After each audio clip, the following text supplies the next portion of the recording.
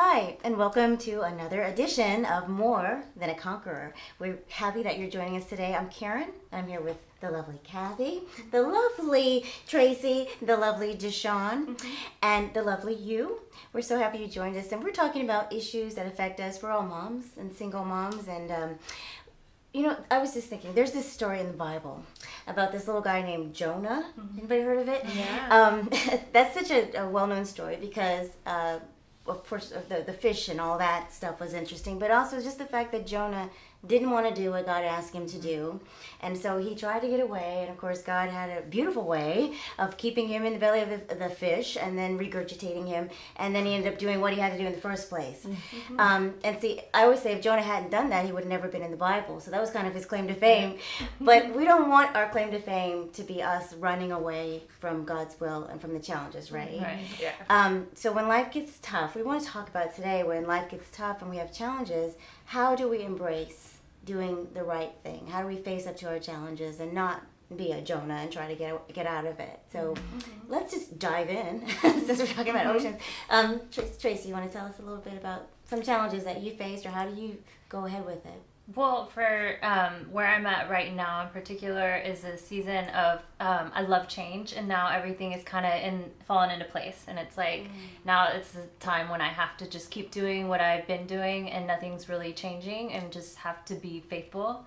And for somebody who loves change, that can be a challenge, but just showing up and keep coming and keep coming and keep doing what I know God has for me. Is what I have to do. And so maybe I want to change what department I'm serving in, or serve in a lot of different departments at our church. I can't.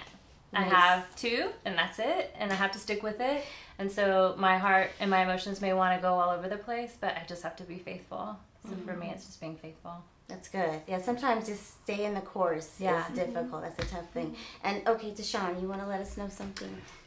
For me, embracing challenges really, I have to look at what life was like prior to, because the option is to walk away or to keep enduring, and walking away means I'm going back to doing it on my own, and I didn't do so well, Right. and so I have to be very honest with myself. Yes.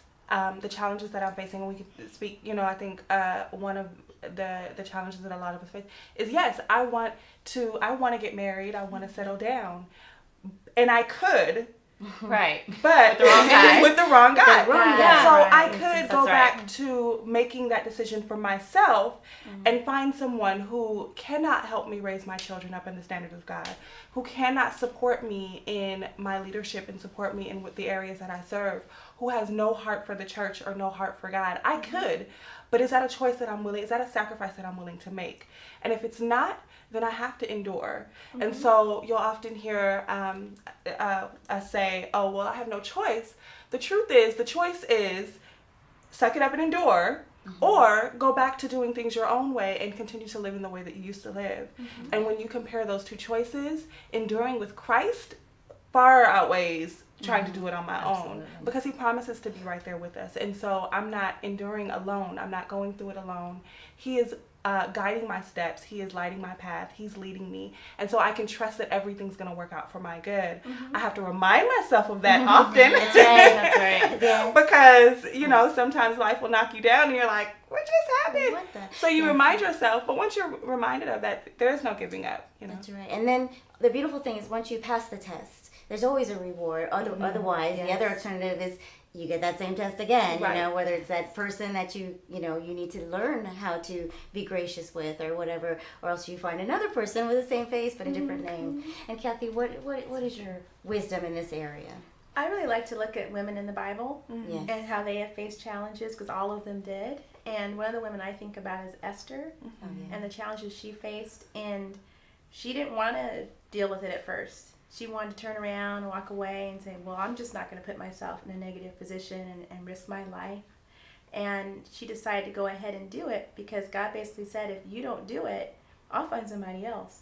Right. And that's a fact. And I don't want God to find somebody else. I want to be that woman that he So wants good. to use and follow the purposes that he has for me. And I want my daughter to see that That's as beautiful. well, because she has she's a tween. And so she has a potential. Enough to, said. I know. Pray for me. She was this way, now she's like this. Oh. So anyway, so she has a tendency to be a little bit selfish and a little bit into herself. And like we pray every night, and I listen to her prayers, and they're all about material things, and it's been really helpful. One of the single moms I know, Janelle, she has a wonderful daughter, Jamaica, and I was talking about my daughter and how selfish she can be, and she said, no, she's just not there yet. Right. She's just not there yet. And so that's encouraging to me to know that she may be where she is right now, but she can be somewhere else. And I feel like a lot of that is me staying the course, me facing challenges, me making sure that I'm doing what God tells me to do, and that she doesn't see me wavering in any way. Right. That's very good. That's good. And then what did Esther say? She said, if I perish, I perish. And I think when you have your faith in God and you know, okay, this God, I'm doing the best I can. I'm doing what I know to do right. He's always got some way to either encourage you, he'll send you help, he'll, just get you out before you, in a way that you never could have. Yeah. Because it's so bad when you try to do things yourself. You try to fix it, you try to make it better. And I was even thinking like financially, if you stay the course and, use your money and not your credit cards, it's like in the long run. Yeah, that's a big one, right? Yeah. And then if you learn the lesson, it's like if you make that mistake, then it's like you have to dig yourself out of a hole and tithe. And all those things that, just following the law of God and listening to what he is encouraging us. So does anybody have anything else? Because I think challenges, it's just it's something to be expected. Right. It's not going to be a bed of roses. No. Right? Yeah, and I like what Deshawn said, that, I don't want to go back to the way it used to be. Right. Yeah. And that's the only chance. So for me, it's no other choice, because I know what that choice was like. Can't do that again. No. That's right. Right. Yeah, and God gives us free will, but he also gives us his word That's in right. our prayers, right? Yeah. And so when we do this, we know which way to go. It's like the right way.